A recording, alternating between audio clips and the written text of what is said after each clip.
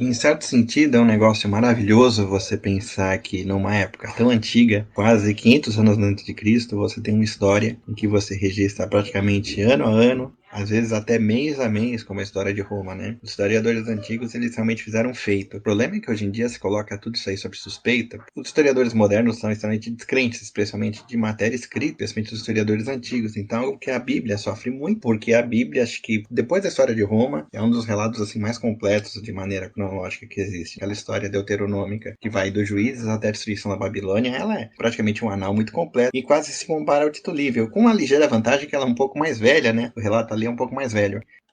Assim, é de se notar que nessa época Roma era uma cidade sitiada, que você vê tanta guerra dos povos italiotas contra ela, você se pergunta assim, como é que alguma coisa pode ter sobrevivido, como é que um estado político pode ter sobrevivido com tanta dissensão interna e também dissensão externa. Alguns levam a consideração de que Roma era uma cidade de muita influência etrusca e o poder etrusco estava se perdendo, então os outros italiotas se viram na contingência de aproveitar e destruir Roma. Outros falam que simplesmente porque Roma era a cidade que estava mais forte do Lácio, já estava tendo muita vitória, né? Eles aproveitam e tentam realmente eliminar o problema na raiz. Vocês vão reparar de agora em diante que as guerras começam a transitar os nomes, né? Antes era latino, etrusco, sabino. Agora já começa a aparecer Volscos, Hérnicos, Ecos, mais tarde Samitas, Márcios. Aí finalmente começa para outros povos, né? Os cartagineses, os gregos. Então assim, vocês vão ver a transição. Cada vez menos vão falar de latinos e sabinos e vou passar mais aos etruscos e aos volscos. E hérnicos também, né? E ecos também. Ainda que realmente eles tenham sido absorvidos na cultura romana e eles só são ditos como um apêndice da história romana, né? Chamados povos italiotas, né?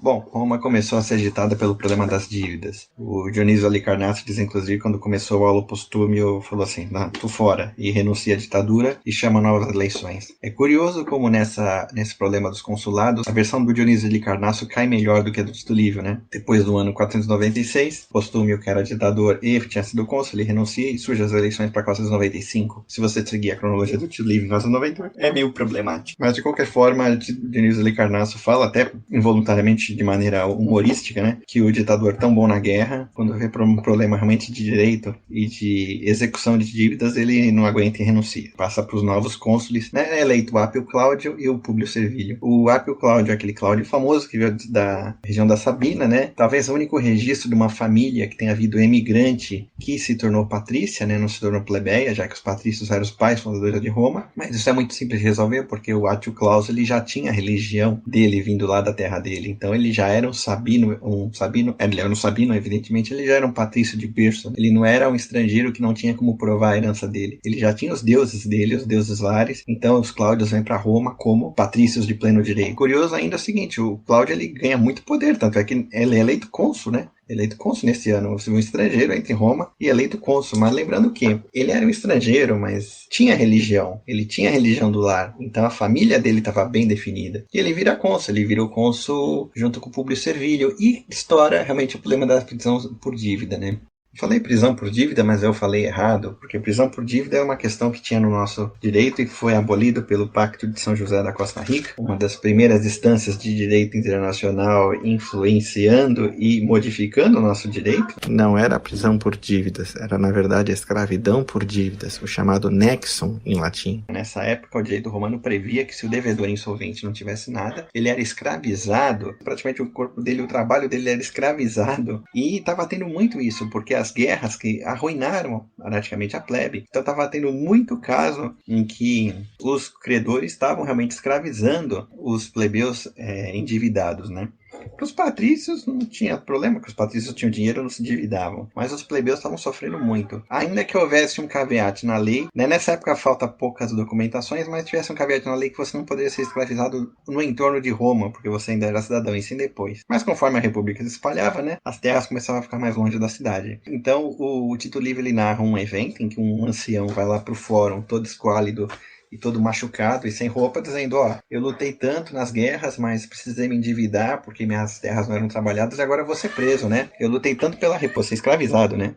Bom, então a Roma foi tomada por um tumulto porque a plebe inteira se levantou contra a prisão por dívidas e a escravização por dívidas, né? Então, a tal ponto que alguns senadores quase foram linchados pela população quando se dirigia ao Senado, né? E os cônsules tiveram que intervir com os eleitores para poder salvar do tumulto. O Senado foi convocado, mas poucos chegaram, porque estava tanta bagunça, e os senadores se reuniram e se estavam junto aos cônsules. Os cônsules só tomavam espinafrada do Senado, né? Literalmente chegou a se dizer que faltava homem no consulado para poder acabar com a sedição da plebe. Havia dois partidos, o Servilho, que achava que tinha que se lidar com moderação e calma, senão ia ser praticamente, ia dar muito problema na cidade, não ia dar para ter um banho de sangue, e o partido aristocrata, liderado pelo Cláudio, né, dizendo que deveria prender um ou dois como exemplo, né, como se faz hoje em dia no Brasil, né, prende um ou dois, que a plebe se acalma, que isso é falta de disciplina, né, é falta realmente de homem corajoso. Uma coisa que é interessante você ver, o Senado espinafra os cônsules, entendeu? Humilha os cônsules. O Senado literalmente fala que os cônsules não mandam em nada. E é uma coisa curiosa, porque o poder realmente do Senado romano, ele não surgiu saindo dos reis, ele surgiu saindo dos magistrados, né? O Senado começa a ter mais poder do que o poder real que os magistrados tinham. Então os cônsules levam umas espinafradas violentas, eles são cobrados mesmo para resolver o problema, mas ao mesmo tempo tudo livre é um negócio muito humano. Os senadores eram muito corajosos quando estavam fechados e tranquilos, mas quando estavam diante do povo abaixavam a cabeça, né, e ficavam com medo de apanharem do povo, né? Então assim, eles eram muito corajosos para cobrar quando estavam protegidos, mas na hora H de pôr a cara a tapa, os senadores eram pianinhos, né, e exigiam dos cônsules que os cônsules fizessem alguma coisa. Então formaram dois partidos no Senado, né? O partido do Apio Cláudio, que era o tiro, porrada e bomba, né? Bateu, levou. A plebe tem que aprender a temer o poder do Estado romano. E o partido do Servilho, que era tentar agir com calma, né? Não apagar fogo com gasolina. Nisso os volscos, que não participaram da Batalha da Água e Regilo, e estavam com o exército realmente intacto, porque eles fugiram na véspera, né? Eles falaram, agora é a hora. Os romanos estão divididos, está tendo muita briga, agora a gente vai atacar. E foi aquele pega pra capar na cidade, né? Os volscos estão vindo, precisa juntar o exército, chama a plebe pro exército. E a plebe falou, não vamos não, vocês só querem a gente pra guerra, e agora que a gente está sendo aqui escravizado, sem dinheiro, nada, porque tudo foi destruído aí pela guerra anterior, vocês querem que a gente vá pra guerra? Não, ninguém vai pra guerra nenhuma, não. O partido do Cláudio falou, não, beleza, os patrícios vão. Os patrícios têm os clientes, tem bastante gente, né? Ele até tinha uma família muito forte, mas o partido do Servilho, inclusive o Servilho era aliado do irmão do Marco Valério Publico, ele falou, não, vocês estão loucos, a gente não tem contingente para lutar contra os volscos, entendeu? A gente vai perder, tem que chamar a plebe. Quem ganhou o debate no final foi o Servilho, lembrando que os cônsules eles tinham poderes iguais, né? Então o Servilho ele baixa, que ele foi sorteado também para reunir o exército para a guerra contra os volscos. Os romanos eles sorteavam entre os cônsules quem ia para a guerra. Então, por sorte, que era o Servilho teve uma ideia, ele baixou um edito era um tipo um decreto, só que o decreto hoje em dia no Brasil vale depois que acaba o mandato da pessoa. Então o presidente faz um decreto, o presidente acaba o mandato dele e o decreto continua.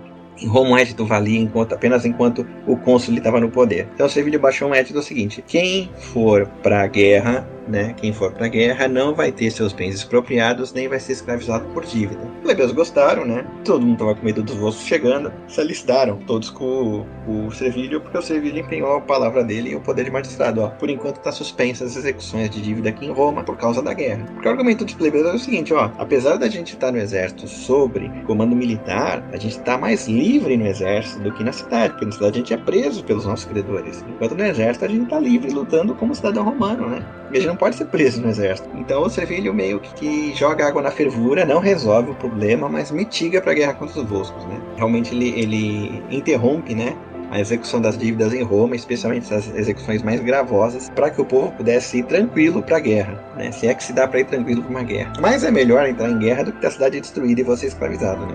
Eu tô meio que passando por alto da descrição militar das batalhas. Talvez um dia eu faça até alguma coisa mais dedicada a essas batalhas, né? Eu tô entrando mais no direito e na política, que realmente é o que nos interessa, né? Por terem muitos desdobramentos na situação atual e até paralelos com o que a gente está vivendo, né? O Servilho vai para a guerra com os volscos, ele é muito prudente, ele age de maneira muito cautelosa, que ele não sabe realmente se o exército está com ele ou não, mas no final ele acaba ganhando a guerra e volta para Roma. E por mais desse ano, a ameaça dos volscos está, vamos dizer assim, adiada, né? Não foi totalmente acabada, porque os volscos não se submeteram a Roma, os volscos eram um povo muito forte, e eles estavam realmente dispostos a lutar contra Roma, mas o cônsul Servilho, que era do Partido Popular, ele conseguiu colocar água na fervura por enquanto e adiar o problema, né?